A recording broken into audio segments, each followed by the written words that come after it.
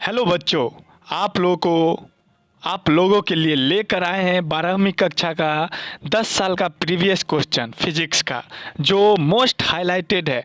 अगर इसमें 300 क्वेश्चन है, अगर आपने पढ़ लिया तो निश्चित रूप से आपको 30 नंबर फिक्स है। तो चलिए आगे बढ़ते हैं पहले क्वेश्चन के साथ। तो पहला क्वेश्चन आप लोगों के बीच यह है कि 64 समान बूंदे प्रत्येक 5 माइक्रोफैराडे धारिता रखते हैं। यदि ये बूंदे मिलकर एक बड़ा धारिता का निर्माण करें तो बड़े बूंद की धारिता क्या होगी? तो बड़े बूंद की धारिता क्या होगी? तो आपका आंसर हो जाएगा क्या चीज़? 20 माइक्रोफैराडे। और इसका फार्मूला भी होता है, इसका फार्मूला होता है CS/C/C⁴ यही फार्मूला पे क्या होती है? टोटल धारिता निकाला जाता है समरूप की। यही पे टोटल धारिता निकाला। अब देखिए यहाँ पे 64 है तो 4 के पावर Q के पावर 1/Q, 3 से 3 कट जाएगा, इसका वैल्यू 5 दिया हुआ है। यहाँ पे 5 चौक 20 हो जाएगा। तो चलिए आगे बढ़ते हैं। आगे का क्वेश्चन है चुंबकीय क्षेत्र के फ्लक्स की SI मात्रक या चुंबकीय फ्लक्स का SI मात्रक क्या होता है? तो चुंबकीय फ्लक्स का SI मात्रक वेबर होता है। चुंबकीय फ्लक्स का SI मात्रक वेबर होता है। विद्युत परिपथ की शक्ति होती है V²/R, या इसका और भी होता है, आपने पढ़ा है ओम के नियम से V बराबर IR, और एक आपने पढ़ा है क्या कि P बराबर VI, तो V के जगह पे हम IR दे देंगे तो ये क्या हो जाएगा? P बराबर I² R हो जाएगा। तो ये हो जाएगा, यानी यहाँ ऑप्शन के अकॉर्डिंग ये हो जाएगा आपका आंसर D। चलिए अगला क्वेश्चन है आपका, यदि एक द्रव बूंद को आवेशित किया जाता है तो क्या होता है? तो उसके अंदर का दाब बढ़ जाता है। उसके अंदर का दाब क्या होता है? बढ़ जाता है। चलिए अगला क्वेश्चन है आपके बीच, मुक्त आकाश की परावैद्युतांक होता है, यानी आपसे पूछ रहा है कि एप्सिलॉन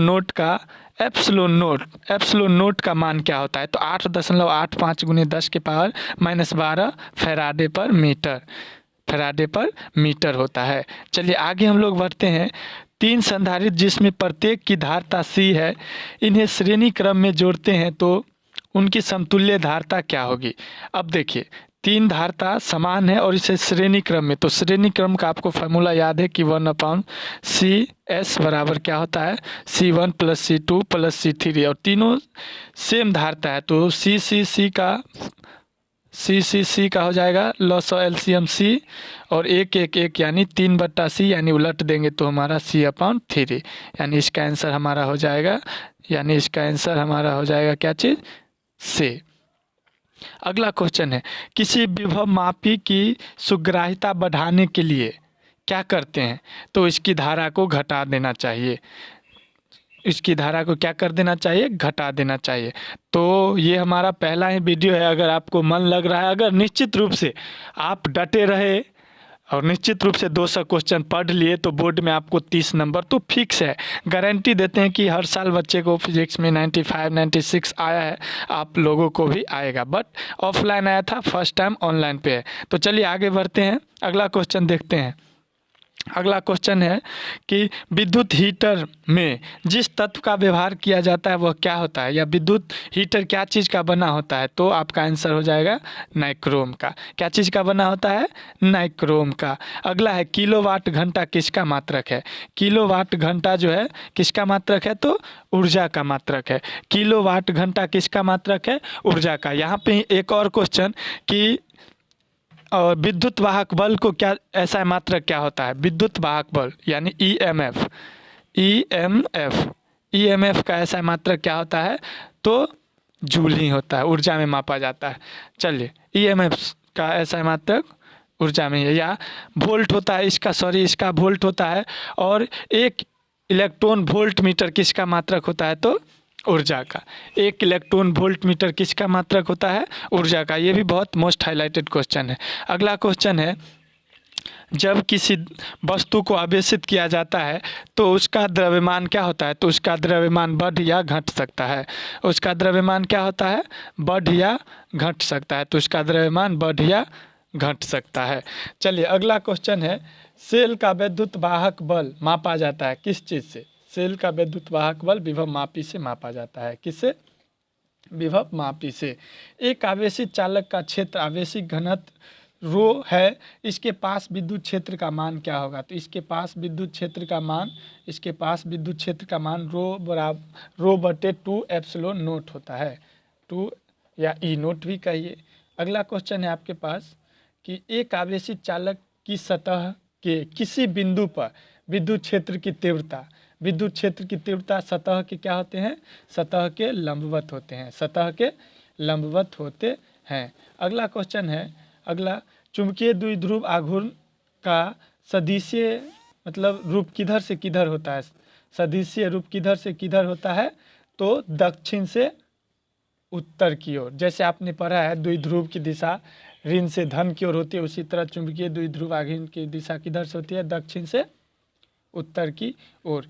एक समान वेग में चल्यमान आवेश उत्पन्न करता है केवल चुंबकीय क्षेत्र। एक समान वेग में चल्यमान आवेश उत्पन्न करता है केवल चुंबकीय क्षेत्र। अगला क्वेश्चन हो जाएगा आपका ये, एम चुंबकीय आघूर्ण वाले छड़ चुंबक के 2 समान टुकड़े को तोड़ दिया जाता है तो प्रत्येक टुकड़े का चुंबकीय आघूर्ण, प्रत्येक टुकड़े में चुंबकीय आघूर्ण क्या हो जाएगा? तो m/2 हो जाएगा, m/2। तो अगला क्वेश्चन है आपके बीच, लेंज का नियम, सबसे हाईलाइटेड क्वेश्चन, लेंज का नियम किससे संबंधित है? तो ऊर्जा से। लेंज का नियम किससे संबंधित है? ऊर्जा से।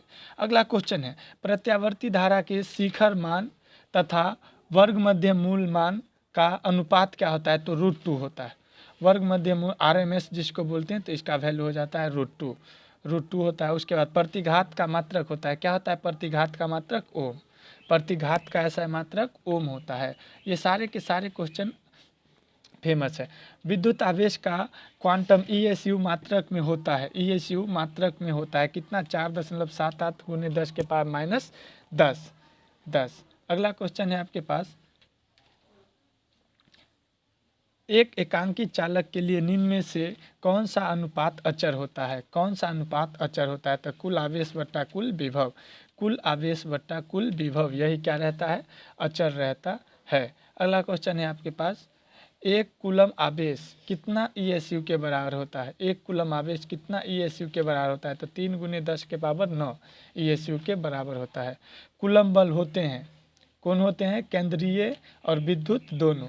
कूलम बल ये भी है, यानी केंद्रीय भी होता है और विद्युत भी होता है, इसलिए हमारा आंसर हो जाएगा A और B दोनों। अगला